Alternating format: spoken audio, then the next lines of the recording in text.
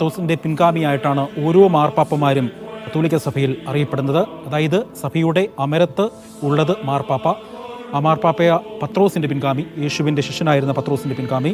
മാർപ്പാപ്പമാർ സ്ഥാനാരോഹണം നടത്തുന്നതിന്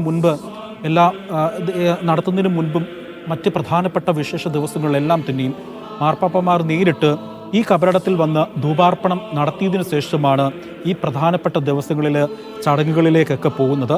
ആ ദൃശ്യങ്ങളാണ് നമ്മൾ ഇപ്പോൾ കണ്ടത്. ഇപ്പോൾ കാണുന്നത് വത്തിക്കാനിലെ സെൻറ്റ് പീറ്റേഴ്സ് ചതുരമാണ്. ഈ സെൻറ്റ് പീറ്റേഴ്സ് ചതുരത്തിൽ നിന്നാണ് പൊതുവായിട്ടുള്ള കുർബാനകൾ പലപ്പോഴും മാർപ്പാപ്പമാർ അർപ്പിക്കപ്പെടുന്നത്.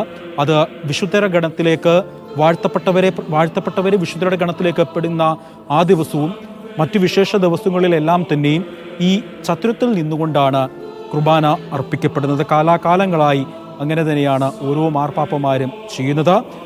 നമ്മൾ നേരത്തെ കണ്ടിരുന്നു ഫ്രാൻസിസ് മാർപ്പാപ്പയുടെ ഭൗതിക സംസ്കാര ചടങ്ങുകളൊക്കെ നടന്നത് ഈ സെൻറ്റ് പീറ്റേഴ്സ് ചതുരത്തിൽ വെച്ചാണ്. സെൻറ്റ് പീറ്റേഴ്സ് ചതുരത്തിലാണ് ലക്ഷക്കണക്കിന് വരുന്ന വിശ്വാസികളെ സാക്ഷിയാക്കിക്കൊണ്ട് ഓരോ ചടങ്ങുകളും നടക്കുന്നത്. സെൻറ്റ് പീറ്റേഴ്സ് ചതുരത്തിനും അതേപോലെ കത്തോലിക്ക സഭയുടെ ചരിത്രങ്ങളിൽ അത്രത്തോളം പ്രാധാന്യമുണ്ട്. ഫ്രാൻസിസ് മാർപ്പാപ്പയുടെ പിൻഗാമിയായി ലിയോ 14 മാർപ്പാപ്പ ആഗോള കത്തോലിക്ക സഭയെ നയിക്കാൻ ഇന്ന് ചുമതല ഏറ്റെടുക്കുകയാണ്. കത്തോലിക്ക സഭയുടെ 267 മാർപ്പാപ്പയാണ് അദ്ദേഹം. അദ്ദേഹത്തിൻ്റെ ജീവചരിത്രം പരിശോധിക്കുകയാണെങ്കിൽ അഗസ്റ്റീനിയൻ സന്യാസി സഭയിൽ ചേർന്നത് 1977 അദ്ദേഹം അഗസ്റ്റീനിയൻ സന്യാസി സഭയിൽ ചേർന്നു.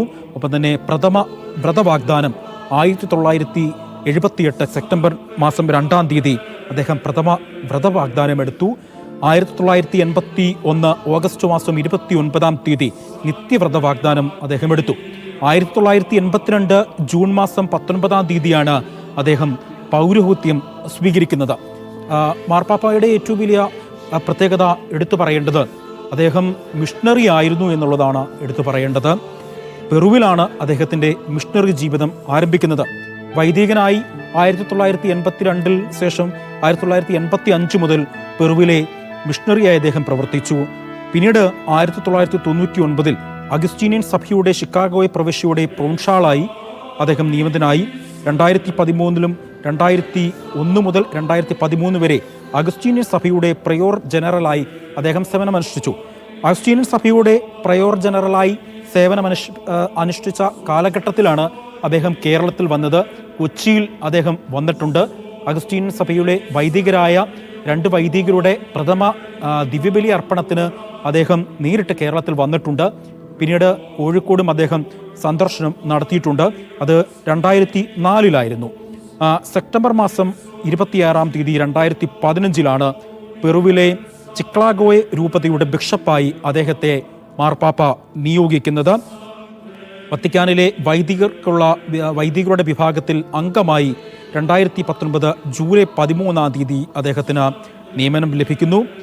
ഏറ്റവും ശ്രദ്ധേയമായ കാര്യം, അദ്ദേഹത്തെ ബിഷപ്പായി നിയമിക്കപ്പെട്ടത് 2015 അദ്ദേഹം ബിഷപ്പായി നിയമിക്കപ്പെടുന്നു. പിന്നീട് കർദിനാളായി 2023 സെപ്റ്റംബർ മാസം 8-ാം തീയതിയായി സെപ്റ്റംബർ മാസം 30-ാം തീയതി അദ്ദേഹം കർദിനാൾ ഗണത്തിലേക്ക് ഉയർത്തപ്പെട്ടു. അദ്ദേഹത്തെ കർദിനാളാക്കിയത് ഫ്രാൻസിസ് മാർപ്പാപ്പയായിരുന്നു. അതായത് ഇപ്പോഴത്തെ മാർപ്പാപ്പയുടെ മുൻഗാമിയായ ഫ്രാൻസിസ് മാർപ്പാപ്പ തന്നെയാണ് ലിയോ 14 മാർപ്പാപ്പയെ കർദിനാൾ ആക്കിയത്. ബിഷപ്പുമാർക്കുള്ള വത്തിക്കാൻ വിഭാഗത്തിൻ്റെ തലവനായും ലാറ്റിൻ അമേരിക്കയ്ക്ക് വേണ്ടിയുള്ള പൊന്തിഫിക്കൽ കമ്മീഷൻ്റെയും പ്രസിഡന്റ് ആർച്ച് ബിഷപ്പ് പദവിയോടെയുള്ള നിയമനം 2023 ജനുവരി മാസം 30-ാം തീയതി അദ്ദേഹത്തിന് ലഭിക്കുകയുണ്ടായി. പിന്നീട് 2023 മുതൽ അദ്ദേഹം വത്തിക്കാൻ കേന്ദ്രീകരിച്ചാണ് അദ്ദേഹത്തിൻ്റെ സേവന പ്രവർത്തനങ്ങളെല്ലാം തന്നെയും ഉള്ളത്. മാർപ്പാപ്പയായി തിരഞ്ഞെടുക്കപ്പെട്ടത് 2025 മെയ് മാസം 8-ാം തീയതി അദ്ദേഹം ആഗോള കത്തോലിക്ക സഭയുടെ 267-ാമത്തെ മാർപ്പാപ്പയായി കർദിനാൾ സംഘത്തിൻ്റെ കോൺക്ലേവ് അദ്ദേഹത്തെ തിരഞ്ഞെടുത്തു. അമേരിക്കയിൽ നിന്നുള്ള ആദ്യത്തെ മാർപ്പാപ്പ എന്നുള്ളതാണ് ഏറ്റവും എടുത്ത് പറയേണ്ടത്. എന്തായാലും വിശുദ്ധ കുർബാന അല്പസമയത്തിനകം തന്നെ അവിടെ ആരംഭിക്കും.